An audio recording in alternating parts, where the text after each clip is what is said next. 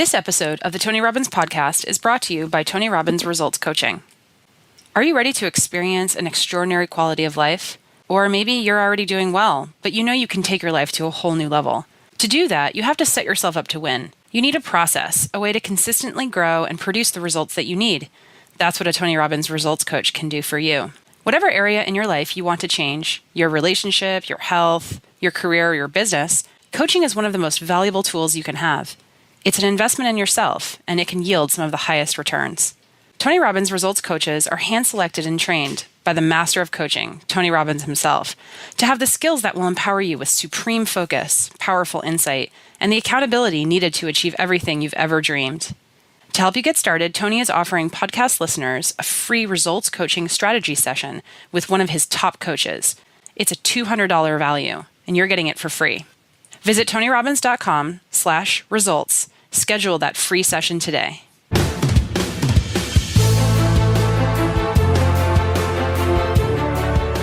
Welcome to the Tony Robbins Podcast. In this episode, we're bringing you an exclusive conversation Tony had with the world-renowned pioneer in integrative medicine and personal transformation, Dr. Deepak Chopra. For those of you who aren't familiar with Dr. Chopra's work, he has his medical training in internal medicine and endocrinology, and he has gone forward to combine Western medical science with Eastern healing and thought practices to create an entirely new approach to medicine, known as the mind-body connection. Dr. Chopra is a fellow of the American College of Physicians, a member of the American Association of Clinical Endocrinologists, an adjunct professor of executive programs at the Kellogg School of Management at Northwestern University, and an adjunct professor at Columbia University Business School. Time magazine described him as one of the top heroes and icons of the century, and the Huffington Post Global Internet Survey ranks him as the number 17 most influential thinker in the world and number 1 in medicine. He's authored more than 80 books, which have been translated into over 43 languages, including numerous New York Times bestsellers. The list goes on. In this exclusive conversation between Dr. Chopra and Tony Robbins, you will learn about the power of the mind-body connection. You'll learn about the power of changing your perception and consciousness, and what it means to become more aware of your body and how it processes intelligence and experience, and how that can ultimately change your life.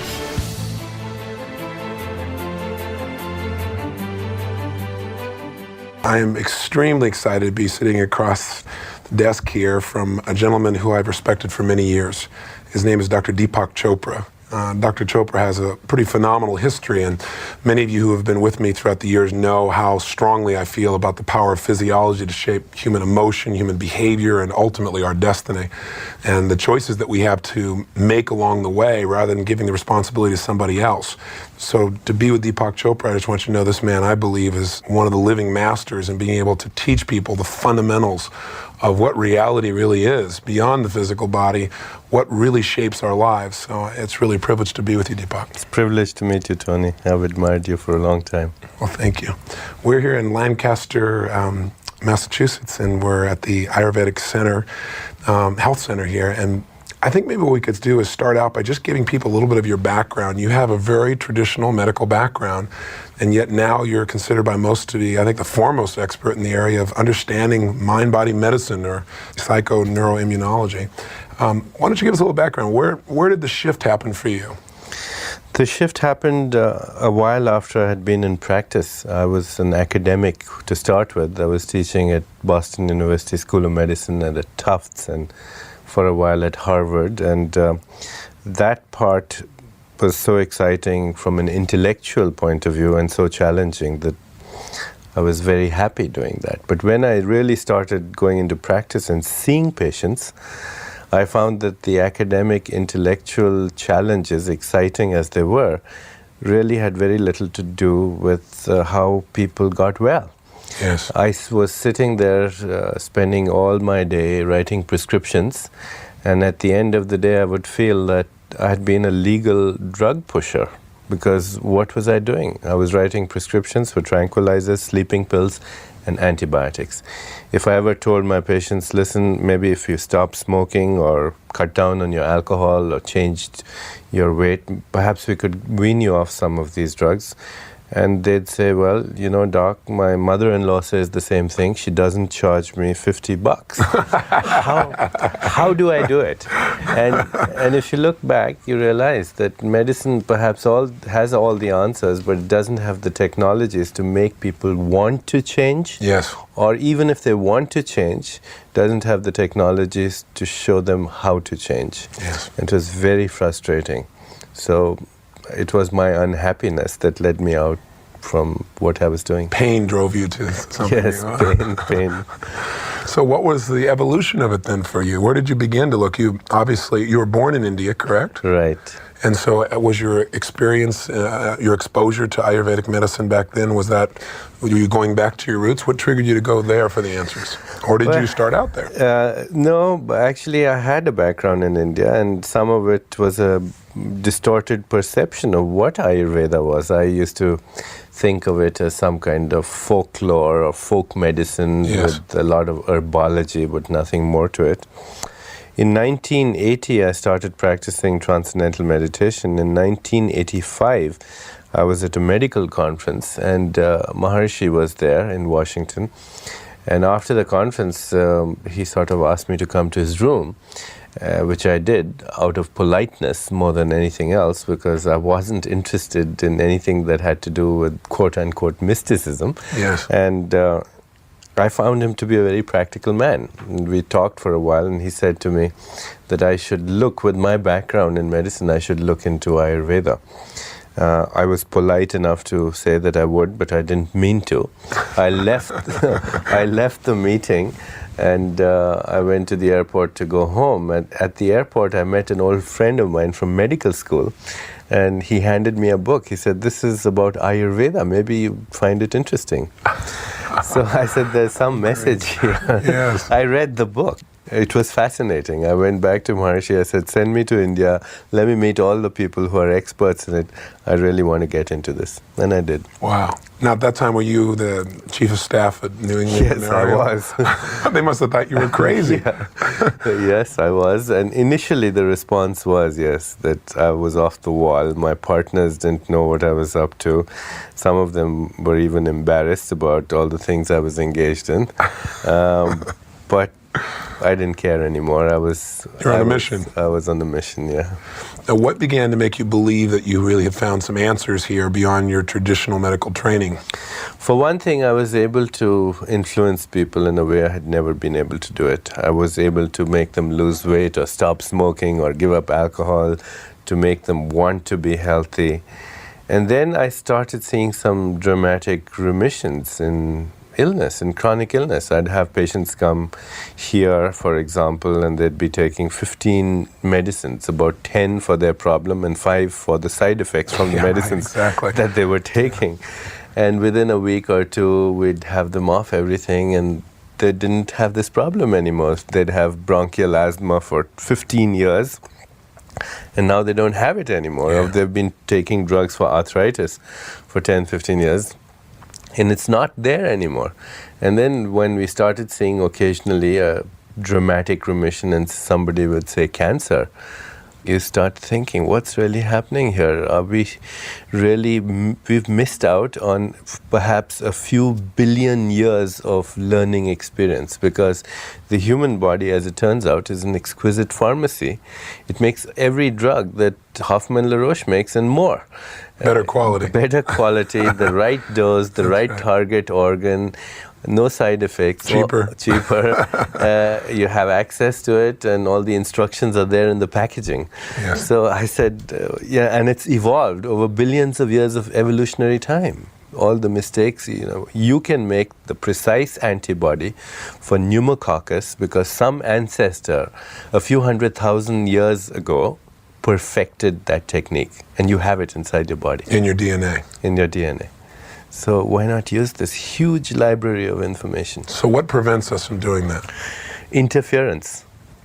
Social hypnosis? Yeah, it's the hypnosis of social conditioning. It's violation of basic, simple laws of nature that make our body function. There are simple processes going on in our body all the time. The simple processes are eating, breathing, digestion, metabolism, elimination, and something that controls all of these, and that's consciousness. Thought, at a very fundamental level, non-verbal, not linguistically structured and verbally elite and speaking in the English language with an Indian accent, but communication, at a cellular level. Network of communication, a network of intelligence, communication, and information, which is controlling all these processes. You get in touch with these processes and you eliminate 95% of all disease. You can even reverse most of disease if you get in touch with these basic life processes. That leaves about 5-6% of disease, which is genetic. But even genetic disease is the stress of our ancestors. If we pay attention to what we're doing in our generation, we'll be doing the next generation a lot of good. Makes sense. You and I both know from our mutual studies and individual studies that the power of belief to change biochemistry, to change instantaneously the way the body responds to anything. It's that sense of certainty. And some people are trying to pursue it through affirmations and pumping themselves up, but rarely does that really give you the sense of certainty. Whatever we're certain about really in our heart of hearts seems to show up in our body. And I think I read once you said that the body is a printout of our consistent thoughts or our consciousness. Tell me, what is the biggest misconception that we have about the human body? What is the metaphor that we're using that's keeping us locked in where we're always at the effect of rather than understanding we're truly the cause of our experience?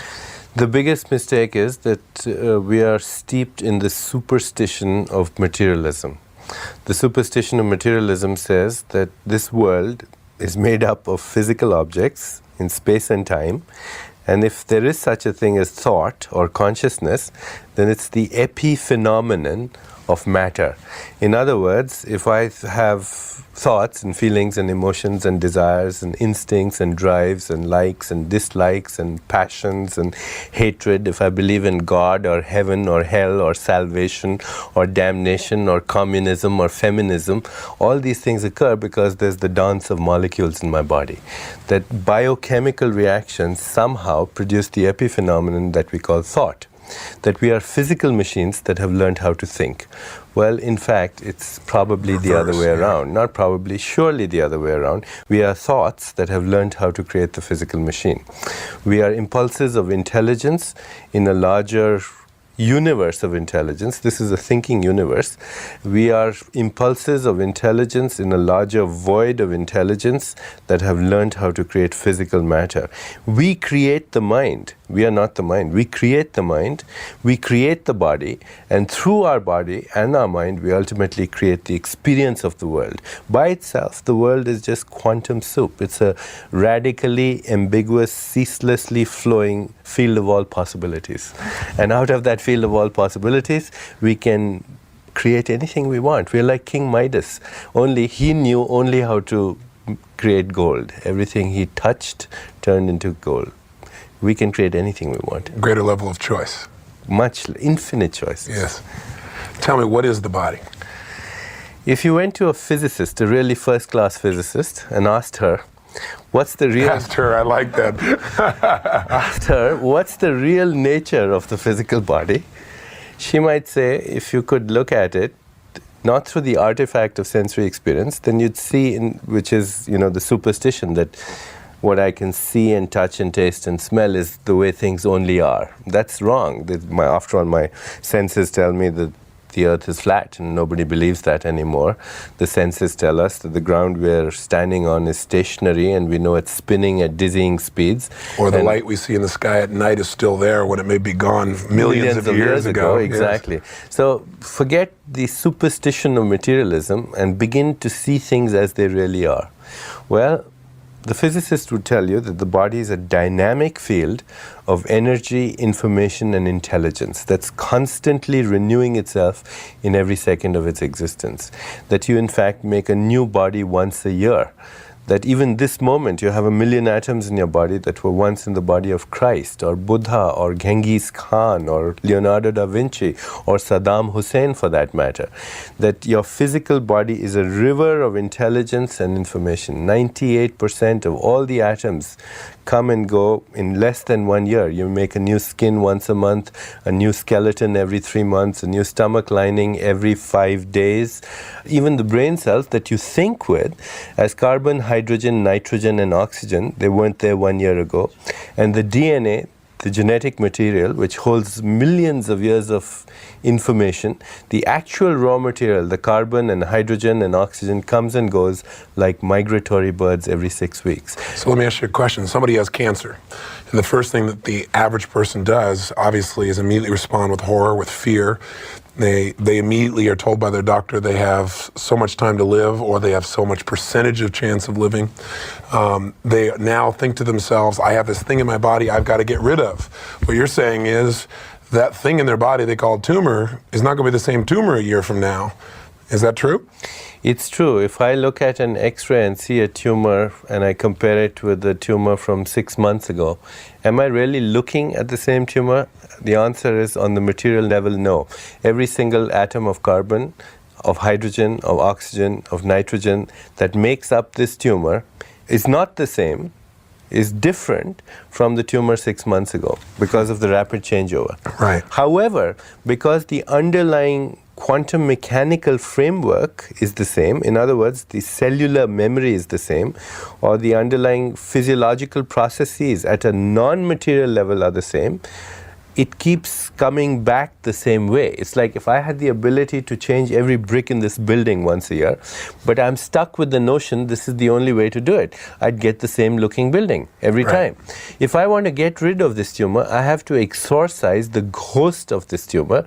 And by the ghost of this tumor, I mean the impulses of information, energy, transformation, memory, conditioned response, all the things that structure the non-physical aspects of the tumor that result in this physical expression. It's estimated, for example, that we have 60,000 thoughts a day.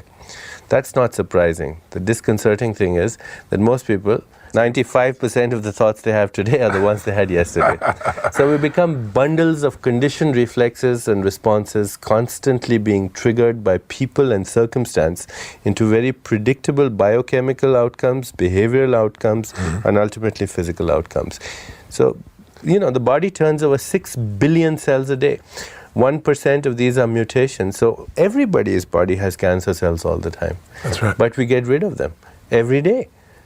The problem is, though, if we keep putting the same cause in motion, the same thought cause, the same belief cause, the same expectation cause, then we're going to keep getting the same results because we're going to take the material and we're going to translate it accordingly. Is that what you're saying? Exactly. The recipe remains the same. You can take the same ingredients, have another recipe, and you'll have something else. Because we're funneling it in identical ways. Exactly. So until we change, it sounds complex, but what we're really saying is until we change our basic core fundamental beliefs, our sense of certainty about what is and what will be, then whatever we're certain about will be in our lives. As we think, so we'll experience. Exactly. In fact, Tony, what it is it's an interpretation of what's happening to you. If I go out on a joyride on Magic Mountain in Disney World, and my interpretation is at a deep level, somewhere, I believe, as you said, in the deepest part, this is fun. Then my body makes interleukins and interferons. These are powerful anti-cancer drugs. That's right. If you had to buy interleukin to treat melanoma or kidney cancer, a full course would cost you something like $40,000 and a lot of side effects. But you could take that joyride and make $1 million worth of interleukin-2 if at the core of your being you were having fun. On the other hand, if your interpretation was this is terror, then you'd make cortisol and adrenaline and all kinds of things which destroy the immune system. The difference between destruction of the immune system and stimulation of the immune system, a difference which could mean the crucial difference between life and death, is an interpretation. You know, one of the things that I teach everyone is that your experience of reality is information times focus equals personal reality. And it's not just having the information, it's focusing upon it. Whatever we focus upon becomes real for us. So in any moment, there are millions of ways of focusing upon anything, interpreting, coming up with a meaning. Whatever meaning you come up with, you will feel. What you're saying is that whatever meaning you come up with, you'll not only feel, but the fact that you're feeling it, it becomes your reality biochemically. The chemical, the molecule, is the meaning. Wow. The molecule is the meaning. If an experience, I take an experience and I say, this is a very tranquil experience. I'm having the experience of tranquility. At a deep level of awareness, my body, my leukocytes, my adrenal cells, my macrophages will start churning out Valium. This Valium, unlike the one that you buy from Hoffmann La Roche, is the real diazepam. It is the molecule of tranquility. Yes. And it modifies and modulates the activity of the immune system so that cells can do their job in tranquility. The meaning that you give to an event is the event. Yes, exactly. Is the event. What I call it is the label you put upon experience becomes experience. Exactly, because there is no such thing as actual reality. There is only the perception of reality. That's correct. See, and that perception of it is an interpretation that the self makes to the self. So if you can become more effective at setting up your systematic way of interpreting life experience so that the meanings you consistently create are empowering in terms of emotions, then they're also going to be empowering in terms of physiology. They structure, they become the physiology. Wow. See, the Vedic Rishi, from where this knowledge, my knowledge of Ayurveda comes, says, when I realize who I really am, I realize that I'm not in the body is in me. I'm not in the mind is in me. I create both the body and the mind through my self-interaction. Well, that's all there is. You're saying that we aren't thoughts, we're the maker of the thoughts. Yes, we are the thinker behind the thought, and that's in the gap between our thoughts. And in the gap between our thoughts is a little window, a little corridor, a little transformational vortex, you might say a little tunnel between which the individual mind and the cosmic mind communicate. The cosmic mind being a larger field of non-local field of information and energy. So if I say I'm going to take off my shoe, I could change that sentence to say I'm going to put on my shoe. Or I could say I'm going to make a phone call, or I'm going to have chicken soup. Between the going to and the next word, a little gap of silence where there are infinite choices. So in every second of our existence, we have these little gaps where we are the thinker behind the thought, yes, who has the ability to make infinite choices. And at any moment, we could change the choices we made in the past. Right. As long as we don't go into cultural or personal hypnosis where we get stuck in a pattern. As long as we realize that we are not the thoughts, we are the thinker of the thought. The thought is something that I create through my own self-interaction. And for that, I think there's a moment, if you take, to stand behind and become a witness of the whole process. It's so obvious that, if I ask you to make a choice, choose this or this, I have two things in my hand. I can always say, I'll take this. Or you can say, you'll take this, because you have infinite choice. Or I'll take nothing. I'll take that. Right. Makes sense. Let's talk about placebos, because everyone's heard about placebos. I don't think most people in our culture realize what a placebo is. I really don't the think word, in fact, of course, the placebo, the word comes from the Latin root, I shall please. Yes. But what a placebo is the mechanics of creation. Originally, when placebos were found, they were discovered with analgesics, painkillers. Yes. So, and somebody found that if I gave you something which wasn't a painkiller, but you thought it was a painkiller, if I told you, look here, Tony, this is something that's going to kill your pain, and even inside there was nothing, not even sugar, it was biologically inert, then you would make something that would relieve the pain. And in fact, I could give you Narcan, which is a narcotic antagonist, and block the effect of the painkiller. In other words, the conclusion of this was that when you believed you were killing the pain with this drug, your body was making out stuff that was more powerful than any heroin you could buy on the street. Wow. millions, in fact 40,000 times more powerful than any heroin, as a result of just the idea that this thing really works. Again, this is not an affirmation. This is not pumping yourself up. No. This is not trying to convince yourself. No. It's just somebody said, if you wear this garlic, I'll tell you what, Yeah. you're going to have the pain disappear. You're going to smell so bad, you're going to run away. Exactly. But when people believe that, Yes. which means when they feel certain, they Yes. send the neurotransmitters out. They hold this thought to be true. That's it. That's it. They hold this thought to be true, then the body sends out this heroin, which is more powerful than anything you can buy on the street. But now, the interesting thing is, I go to somebody else and I give them the same thing, Yes. and I say, this is going to get rid of your ulcer. Now, to get rid of the ulcer, you don't make heroin. You can't make a narcotic. You've got Yes. to make a very specific molecule. It's called an H2 receptor blocker. It has to interfere with hydrochloric acid binding to the receptors. So it's a very specific chemical. Now, I give you the same thing that I gave the other fellow who made heroin out of it. Okay? Now, I give him this other person the same thing. He makes an H2 receptor blocker. I go to a third person and he has high blood pressure and I need to lower his blood pressure. And for him, he needs another specific thing, which is called a beta blocker. It's Yes. another molecule. Yes. And the two couldn't be more dissimilar. He takes the same thing and he makes a beta blocker.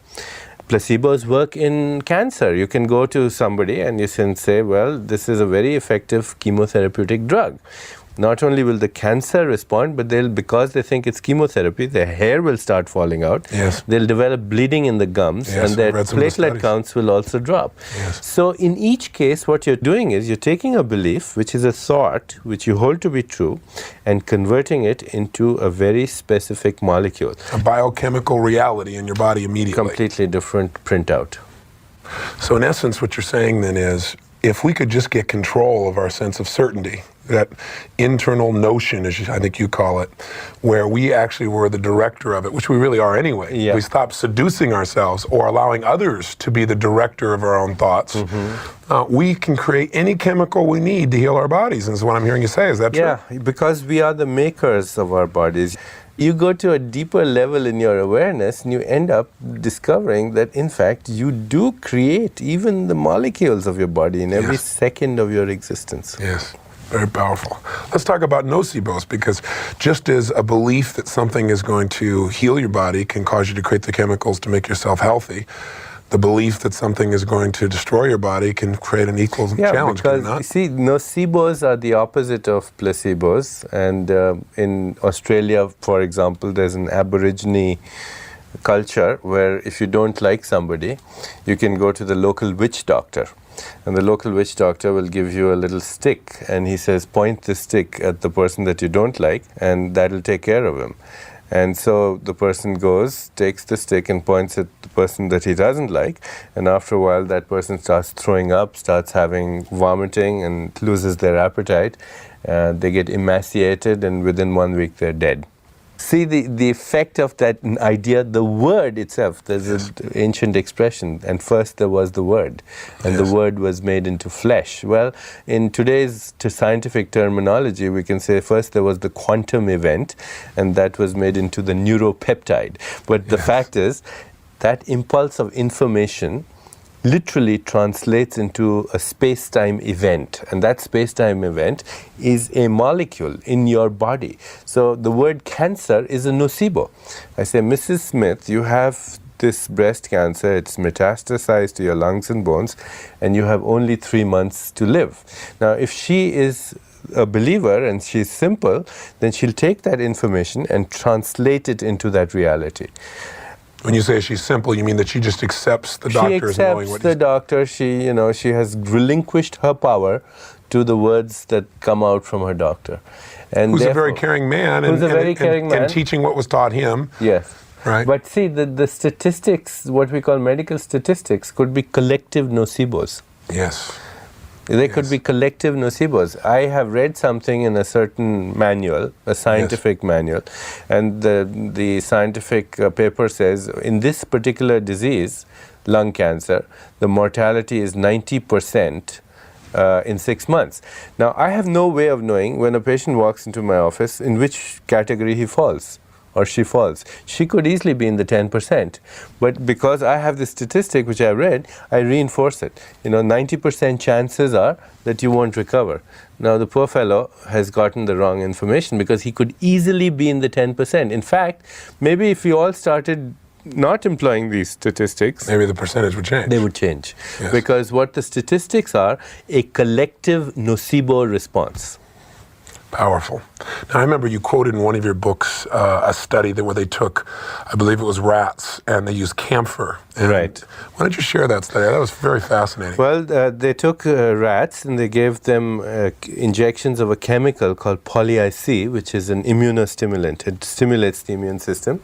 And then they had them smell camphor at the same time. Right. And after a while, the rats would just smell camphor and stimulate the immune system. So neurologically, they'd been paired, or those listening, this is simply an anchor, as we call it. An anchor, as you call it, and neuro-associative condition response. That's right. As you would call it. That's right. Now you take another group of rats and you give them something that destroys the immune system and have them smell camphor at the same time. After a while, they'll smell camphor and destroy the immune system. Now you have two groups of mice or rats.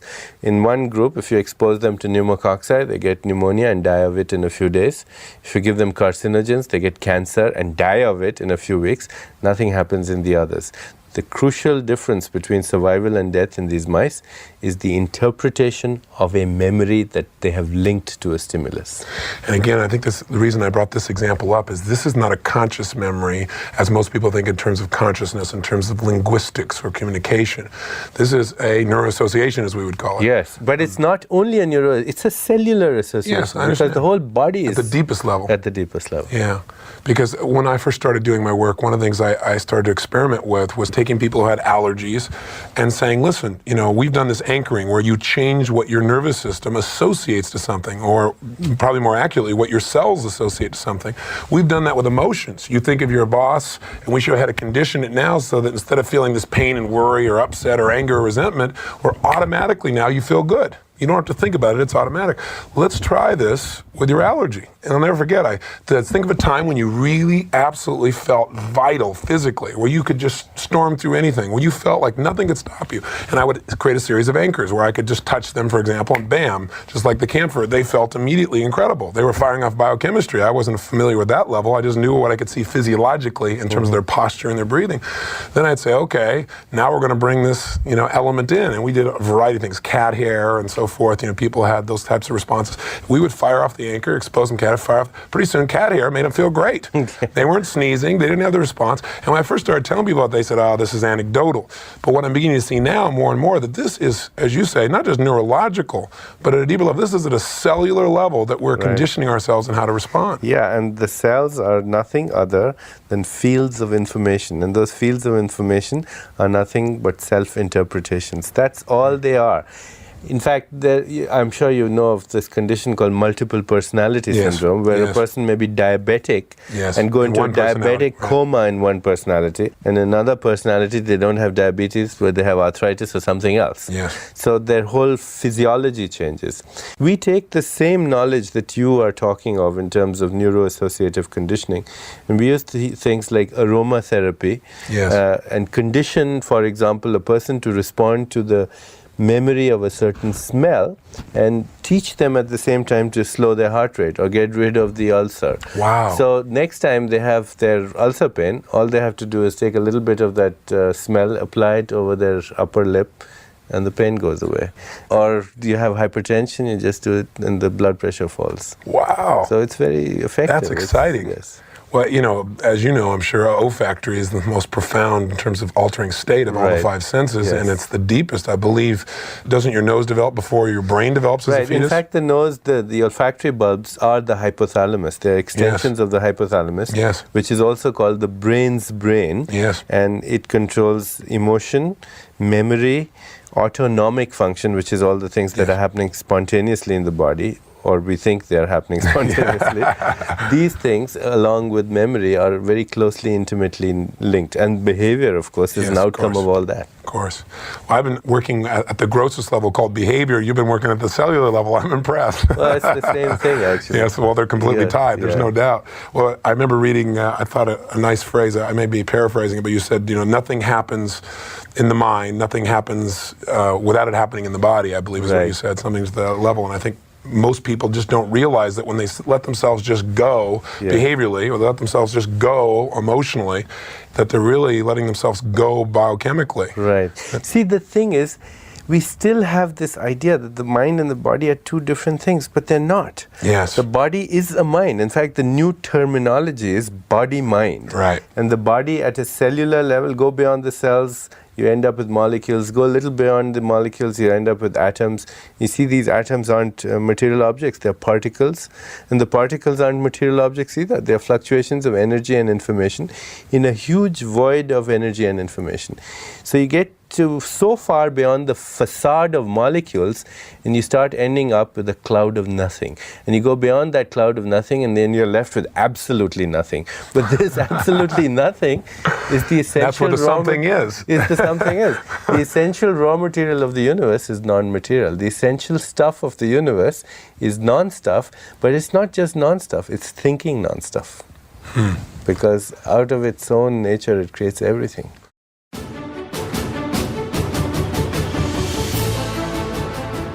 The Tony Robbins podcast is directed by Tony Robbins and hosted by Anna Jorg. Carrie Song is our executive producer. Tyler Culbertson is our associate producer. Brooks Loro is our digital editor. Special thanks to Diane Adcock and Mary Buckheit for their creative review.